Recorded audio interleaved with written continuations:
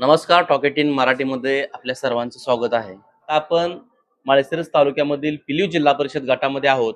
आपल्याबरोबर या जिल्हा परिषद गटाचं नेतृत्व केलेले माजी सभापती संग्रामराजे जहागीरदार आहेत.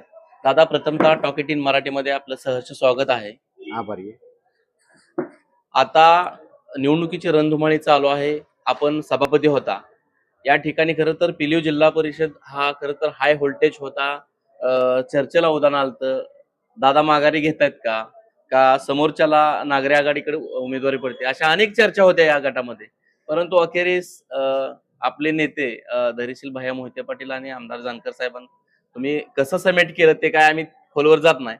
परंतु हा 9 पैकी पिलीव जिल्हा परिषद हाय व्होल्टेज झाला आणि इथं बापूंना झेडपीसाठी आणि पंचायत समितीसाठी आपल्या सौभाग्य होते आणि तांदुळवाडीसाठी माजी सरपंच अमोल मन्ने यांच्या सौभाग्य होते तिकीट. काय आपल्या गटात एकूण वातावरण कसं आहे? आपल्या बरोबरचे जुने काही सहकारी भारतीय जनता पार्टीमध्ये गेलेले आहेत, त्याबद्दल पण आम्हाला सविस्तर सांगा. सुरुवातीला तुम्ही विचारलं की दादा उभारते का ते कसं ऍडजस्ट काय सांगायला काय अडचण नाही. मला दोन्ही ऑप्शन ह्या ज्येष्ठ असल्यामुळं मला दोन्हीपैकी कुठलंही स्वीकारा म्हणून सांगितलेलं. रणजित बापू हे माझ्या शाळेपासूनचे, म्हणजे आम्ही एकत्र शिकायला होतो. ज्युनियर होते मला 1-2 वर्ष. पण ती शाळा म्हणजे 5 वाजता सुटली घरी नाही, आम्ही राहायला पण एकत्रच. असे 7-8 वर्ष आम्ही एकत्र लहानपणापासून असल्यामुळे तोही फार जवळचा मित्र म्हणा, अगदी धाकट्या भावासारखा. मग त्याची इच्छा होती, पण माझा फार आदर राखतो. दादा म्हणला मलाही एकदा वाटतं, पण मी विचार केला की ठीक आहे, आपल्याला तेही ऍडजस्ट होतोय आणि इकडं माझी मंडळी होत्या. म्हणजे मी एका टाइमला मित्रालाही खुश केलं आणि बायकोलाही खुश केलं. खरं तर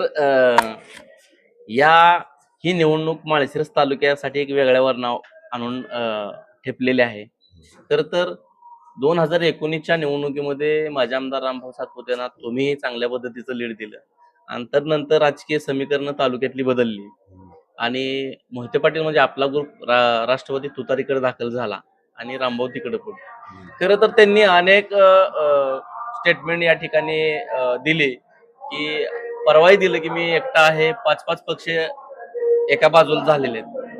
काय अशी परिस्थिती तालुक्यामध्ये झाली की महायुतीतले घटक पक्ष सुद्धा बाजूला झाले आणि आपल्याकडे दाखल झाले, याबद्दल काय सांगा?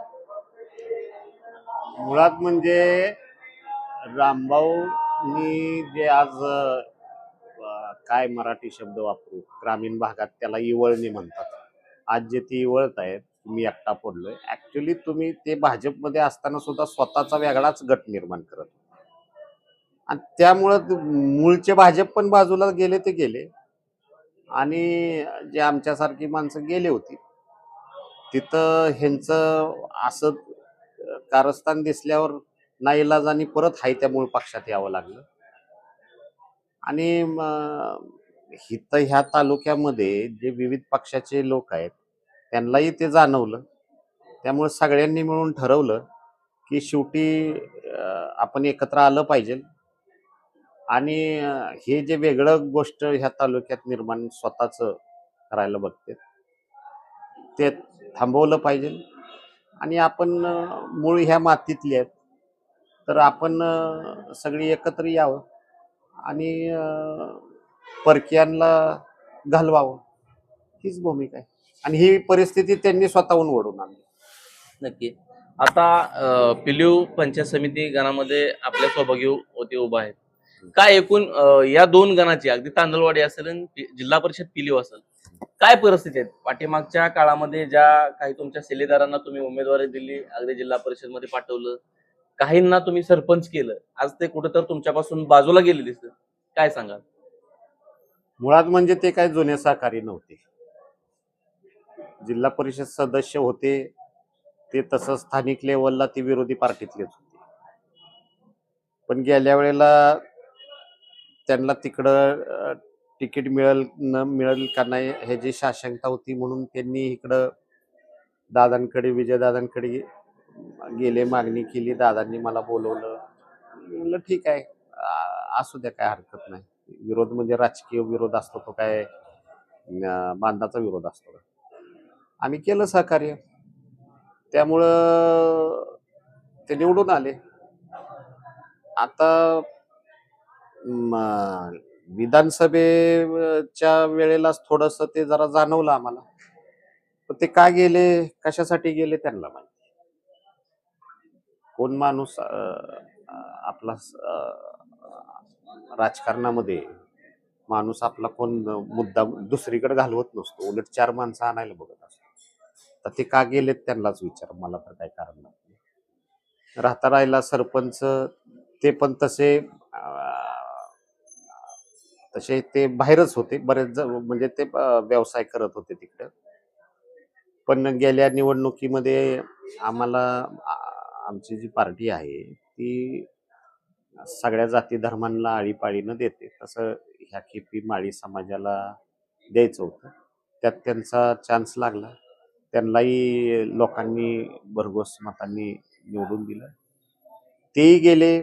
आता तीच कारण त्यांना विचारा, मला नक्की. परंतु पिलिओचे माजी सरपंच बीजेपी मध्ये गेले, माजी जिल्हा परिषद गेले आणि काही मुस्लिम समाजाचे पण कार्यकर्ते परवा गेले. यामध्ये या पिलिओ जिल्हा परिषद गटामध्ये मतदानामध्ये आपल्या पार्टीला पोलिंग व्हायला काय फरक वगैरे जाणवेल का? उलट जास्त मतदान होणार. लोकांना हे आवडलं नाही. त्यात कसं असतं, इलेक्शनला जे लोक निवडून आणायला कष्ट घेत असतात, ज्यांनी कष्ट घेतलेलं असतं ना, त्यांनाच कळतं ते निवडून आणताना काय किती त्रास होतो. आणि पुढे जाऊन एखादी व्यक्ती बरोबर राहिली नाही किंवा दुसरीकडे गेली तर ती एक लोकांमध्ये चिड असते. त्याच्यामुळं मला काय फारसा फरक वाटत नाही. उलट लोकांच्या मनामध्ये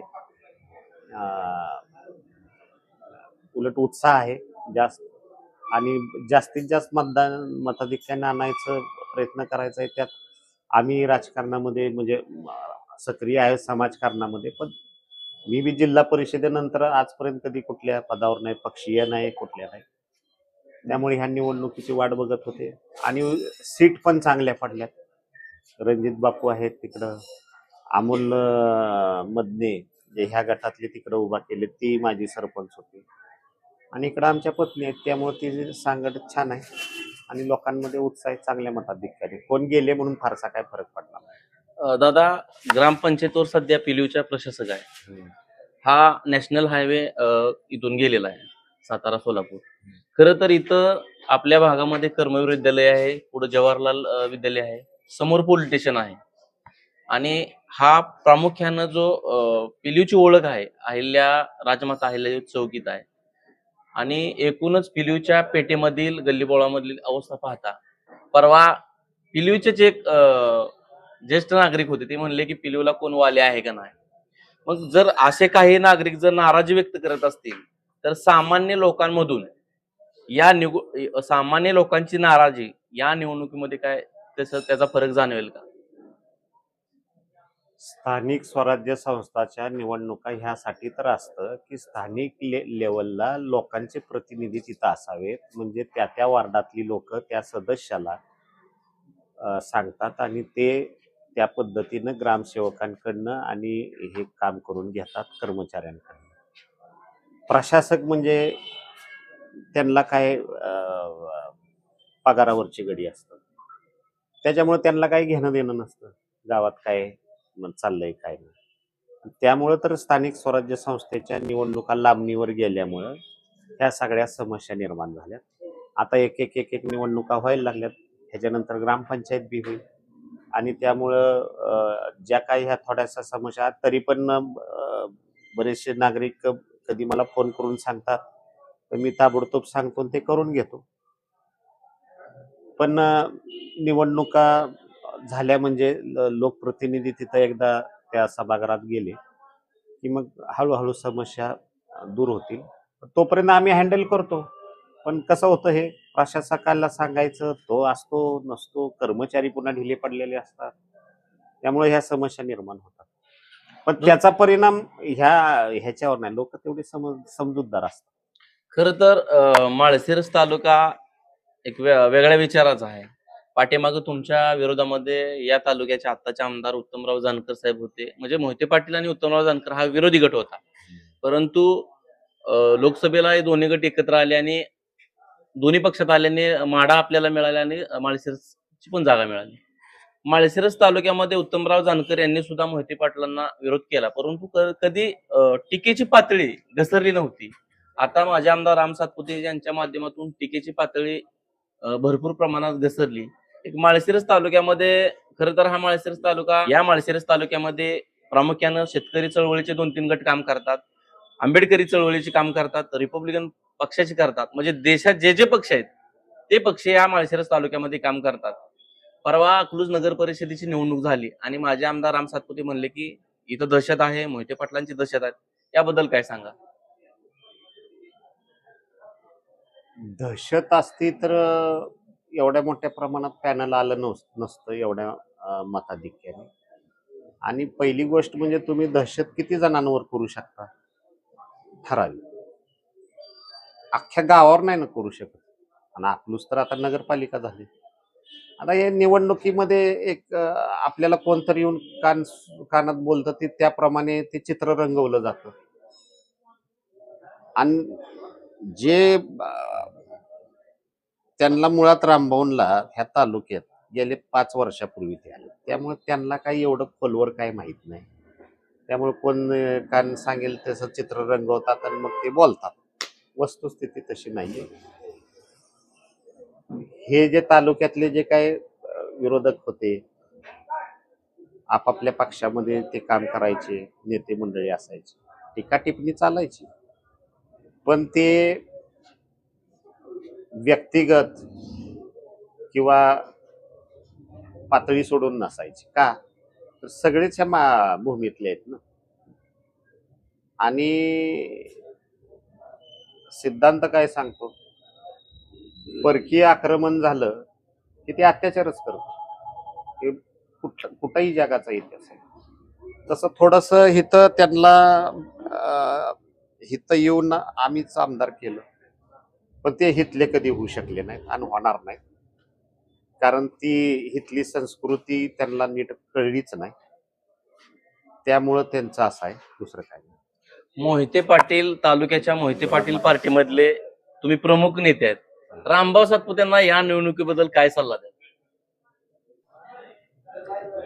लोकांनी आपल्या जीवनामध्ये, आपण कधी ग्रामपंचायत सदस्य नव्हतो, ह्या तालुक्यातल्या लोकांनी आमदार केलं. ह्याच तालुक्यातल्या लोकांनी पुन्हा मूळ इथल्या उत्तमराव जानकरांना त्यात एवढं मनाला लावून घेऊ नये आणि पक्षासाठी काम करत राहावं. स्वतःचा वेगळी शक्ती निर्माण करू नये आणि बोलताना व्यवस्थित राहावं.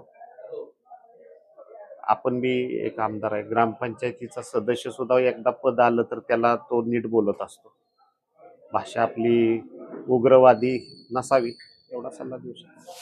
तर शेवटचा दादा प्रश्न तुम्हालाही जायचंय आता.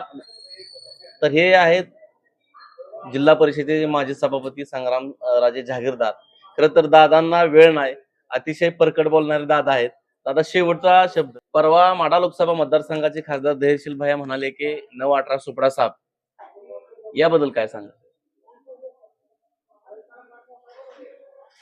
प्रत्येक सीट हे उभा जिंकून आणण्यासाठीच केलेलं असतं. मग 9-18 म्हणजे सगळेच्या सगळे येणार, सगळे आले म्हणजे सोपडाच की. मग दुसरं काय म्हणतात त्याला, वेगळा शब्द काय? आणि नेत्याला आपली सगळी माणसं निवडून यावेत असंच वाटतं आणि त्यासाठी झटत असतात. त्यामुळे सगळे येणार आमचे आणि सोपडा साफ होणार. धन्यवाद दादा. तर